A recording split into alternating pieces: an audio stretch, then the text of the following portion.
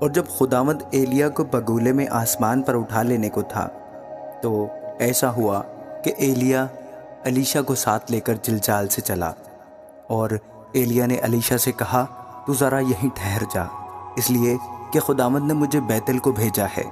الیشا نے کہا خداوند کی حیات کی قسم اور تیری جان کی سوگند میں تجھے نہیں چھوڑوں گا۔ سو وہ بیتل کو چلے گئے، اور انبیاء زادے جو بیتل میں تھے الیشا کے پاس آ کر اس سے کہنے لگے کیا تجھے معلوم ہے کہ خداوند آج تیرے سر پر سے تیرے آقا کو اٹھا لے گا؟ اس نے کہا ہاں میں جانتا ہوں، تم چپ رہو۔ اور ایلیا نے اس سے کہا الیشا تو ذرا یہیں ٹھہر جا، کیونکہ خداوند نے مجھے یریحو کو بھیجا ہے۔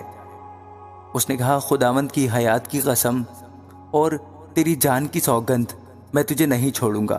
سو وہ یریحو میں آئے، اور انبیاء زادے جو یریحو میں تھے الیشا کے پاس آ کر اس سے کہنے لگے کیا تجھے معلوم ہے کہ خداوند آج تیرے آقا کو تیرے سر پر سے اٹھا لے گا؟ اس نے کہا ہاں میں جانتا ہوں، تم چپ رہو۔ اور ایلیا نے اس سے کہا تو ذرا یہیں ٹھہر جا، کیونکہ خداوند نے مجھے یردن کو بھیجا ہے۔ اس نے کہا خداوند کی حیات کی قسم اور تیری جان کی سوگند میں تجھے نہیں چھوڑوں گا۔ سو وہ دونوں آگے چلے، اور انبیاء زادوں میں سے 50 آدمی جا کر ان کے مقابل دور کھڑے ہو گئے، اور وہ دونوں یردن کے کنارے کھڑے ہوئے۔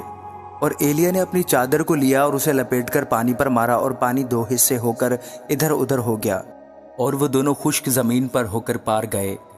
اور جب وہ پار ہو گئے تو ایلیا نے الیشا سے کہا کہ اس سے بیشتر کہ میں تجھ سے لے لیا جاؤں، بتا کہ میں تیرے لیے کیا کروں؟ الیشا نے کہا میں تیری منت کرتا ہوں کہ تیری روح کا دونا حصہ مجھ پر ہو۔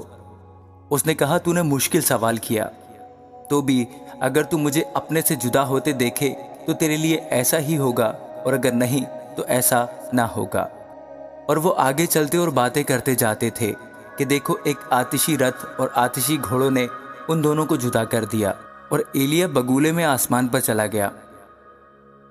الیشا یہ دیکھ کر چلایا اے میرے باپ، اے میرے باپ، اسرائیل کے رتھ اور اس کے سوار، اور اس نے اسے پھر نہ دیکھا۔ سو اس نے اپنے کپڑوں کو پکڑ کر پھاڑ ڈالا اور 2 حصے کر دیا۔ آمین۔